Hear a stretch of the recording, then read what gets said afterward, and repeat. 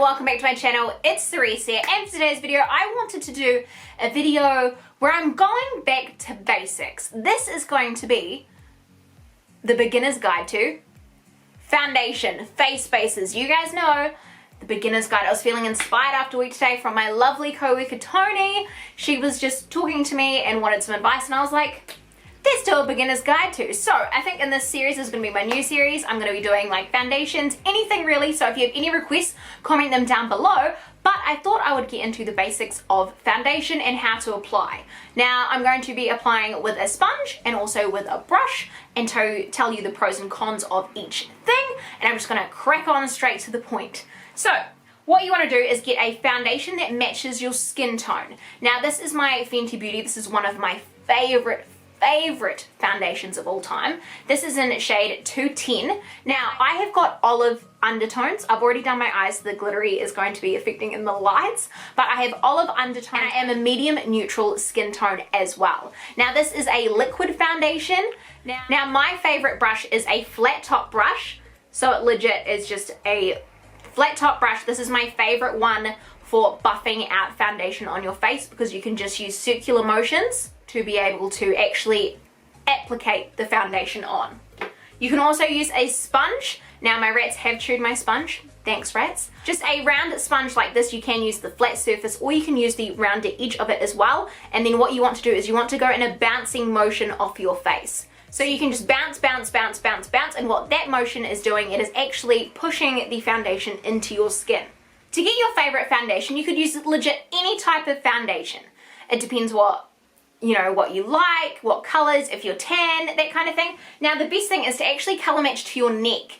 Now a lot of people will color match to their face, but your face is just naturally brighter than the rest of your body. I think because you tend to moisturize your face, you tend to sunscreen your face more than you sunscreen your body. So your face is always a different shade. Pretty much it's always lighter than your neck. So you always want to match it to your neck.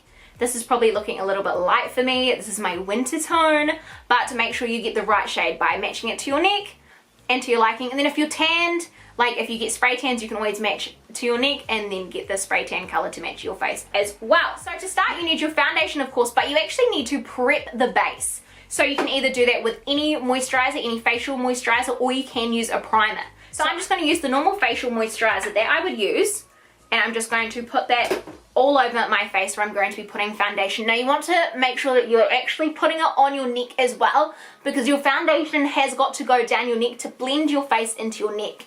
That is a very common mistake for people that are learning to actually do as well. So they just kind of edge it around the face, and you'll also get a very prominent line by doing that. So if you blend it down like this with your foundation, then you'll avoid all lines and it will blend all right in. So I do find if I do have the wrong shade of foundation, blending it down into the neck, it's not as noticeable as if you were to just frame your face in this different color, because in your neck is going to be a different color to your face. So now that we have moisturized, we want to get the foundation. Now I find my favorite application style is to actually get the foundation out onto a flat surface like so, if you have it on your hand. Because it's going on your own face, it doesn't matter how unhygienic you are, so I actually blow on it just to spread it out flat. Now you can put this on, if you don't want to use your hand, you can use something flat, like you could put it on a surface like this, just a flat surface, just to spread the foundation out. Now with your sponge, you want to make sure your sponge is wet, because it is better for bouncing, but just note if you are using a sponge for foundation that it will absorb the product, whereas a brush, it's only going to kind of seep slightly into the bristles, where a sponge will definitely absorb up more product. So if you want to conserve your product, a brush is a better way, but people do say sponges have different applications and better applications. It's all personal preference, so you just got to practice and play, work out what you enjoy first. So I'm just going to dampen my beauty blender, and I'm just going to just simply use a face spray and just let this dampen off screen, and we'll start with the brush for application first. Now because you do have a flat top brush, you can't really use a dome shaped one because you're not going to get the same effect, but you just pretty much want to drop it in like this, boop, and see how the foundation is on the brush like so. So then you just have your face like so, and what you can do is you can dot out the foundation everywhere so you can see it, and then just simply circular motions. So I'm just going to get a bit more of that foundation and dot it on. Just going to do half my face. See how I've dotted it everywhere that I want it? And now just circular motions just to get that foundation on. And you can just rub it all the way in. Be as messy as you want, just making sure you're covering everything. But notice how I am going down the neck as well. And I am going in those circular motions because the circular motions buff out the product and work it into your skin. I don't know the correct terminology for that, but that's just what it does. So you want to make sure that you are putting foundation all into your hairline. You're rubbing it in. If you think you need more, you grab some more, honey. You got it. And you just tap it in. If you think that it's looking a bit sparse, you just put some more on. So I am rubbing it up into my hairline like this, so I'm not having patches of skin. And then I'm also going to put a little bit under my eyebrow as well. You already noticed that my eyes and eyebrow are already done, but that's fine. We can just put more foundation on top. Now, if you do not have earrings, you can also put foundation on your ear. I don't, just because generally my hair actually covers my ears. And if you want to put foundation on your ear, you do it. There's no rules with makeup. You do whatever you want. That is half my face done with the brush there. So you can see how it is nicely applied and rubbed in. And see how it blends out flawlessly on that neck? See, on the other side, you can actually see the difference in my skin and neck, but on this side, you're not noticing it as much because I am just rubbing it in. So now we're not going to worry about setting the face or anything like that. We are simply just applying it on with a brush. Now get your damp sponge if you're a sponge type of girl, or if you want to start with a sponge. And you're just going to get the flat side or the round side, whatever side you want to use. And I'm just going to soak up the rest of that product there. And as you can see, it's on there. And what we're going to do is just press it on. But you can see just now that it is soaked up a lot of the product. There's a lot of product still on, but it's not actually coming off. So we might need a little bit more foundation there. Also, I did use a lot for the brush side as well. So a couple of squirts should do it. I'm just going to tap, tap, tap. And I'm just going to dot it on like that. And now we are just bouncing, pushing it into the skin. And because your beauty blender is nice and soft, it feels nice and good. Now you can wipe, but this will waste a whole lot more product, and you can sometimes get a streaky finish as well. So I'm just like getting my get briefly. Just real push it into all of those cracks. And like I said, if you need more, you use more. But I do find when I use a sponge compared to a brush, I am using twice as much product as well. So to save money, because I'm a cheap hoe, I like to use my brush. So really press it in there. As you can see, it only takes a couple of minutes to do this as well, but the finishes are amazing, especially when you compare it to applying it with your fingers.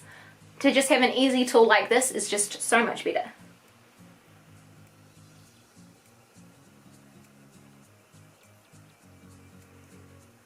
Now I just want to dab it into the neck. And that is that side applied with a sponge. And there you have it. I've applied this side with a brush, this side with a sponge, and it is a nice even finish on both sides as well. I do find I look a bit ghostly white, so I will set the face. That is the next most important thing. So what you can use is you can use a coloured compact, which could add extra colour, say if your foundation was a bit too light, which this one does look a bit too light. So if you use one with a bit of colour, it can colour it up completely for you. Or if you're satisfied with the colour that is on your face, you can use a translucent powder to set it in. And what you do is you just dip a puffy, fluffy brush. I like using a stippling brush. So I'm just going to go ahead and set this just with my powder here.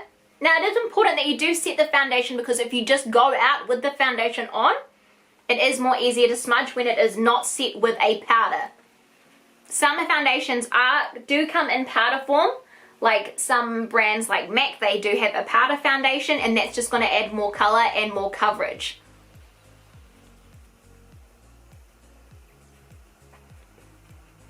And make sure you set the neck as well, and all of those crinkles in your skin. If there is sticky bits, just make sure to add a little bit of more powder to those sticky parts as well. But yeah, that is the basics on how to apply foundation on your face with a brush and with a sponge. Now you probably want to go with personal preference on what feels nicer for your skin. I think they come up with both the same finish, so I find I prefer the brush because it conserves a lot more of the product that is on there. So I like to use a brush just because it conserves a lot more product, and I don't like to be wasteful. I feel like a sponge eats up a lot of the product, and I like to save a lot of the product, you know, just to make sure that I'm saving my money, saving my coins. And I think the main thing to remember is it doesn't matter how expensive your makeup is, it doesn't matter how cheap it is, as long as it's the right color and you've got the right tools to use it, the world's your oyster. You can use any. I've got foundations that were like $6 and they're amazing. As long as you apply it right, you've got the right tools, your tools are clean, you've moisturized your skin or prepped your skin beforehand, it's amazing. And as long as you set it too. Now, if you do find that you think, oh God, like my face is looking a bit ghostly white, that's when the rest of the steps come through. So follow this playlist and you'll see the next steps to do your face, but this is just a video on the foundation itself. So hopefully you guys enjoyed this video of the beginner's guide to foundation and how to apply it. Definitely prefer the brush, but it's completely up to you. There is no rules. You can apply it with your fingers if you want. You just won't get a nice, you'll get an okay finish, a bit streaky, but you can get nicer finish with nicer products, but your fingers are free. Just remember that. And if you guys are still here, put a dinosaur emoji down in the comments. But until next time, I love you guys so much, and I'll see you on the next one. Woo! Beginner's Guide, new series. Thanks, Tony. Yes, yes, yes. Na, na, na, na, na. Bye, bye, bye. From the future here, I just want to apologize in advance. My camera focus was not working at all. Also, I found that I was not necessarily bossy in this video, but I was missing some kind of pizzazz. I was really excited after work to do this video, want to make it as informative as can be, and may have came across as a bit bitchy. So I do apologize, and I love you guys so much, and if you are still here, thank you so much, and hopefully you guys enjoy the lovely birth of the new season. What a good way to start with an unfocused video.